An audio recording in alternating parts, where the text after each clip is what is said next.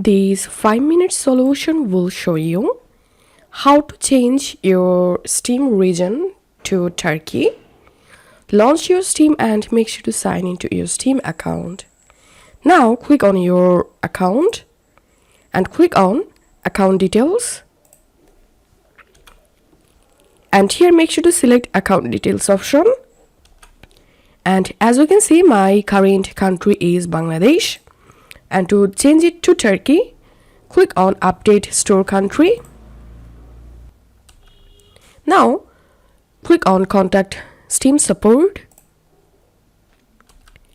Scroll down and again click on contact Steam support. And now click here and you have to select Turkey.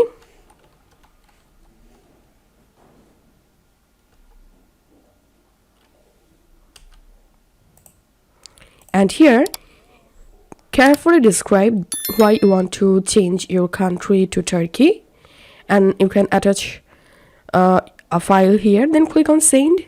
And this is the only way to change your Steam region to Turkey. If you find this video helpful, make sure to subscribe 5-minute solution. See you in the next video.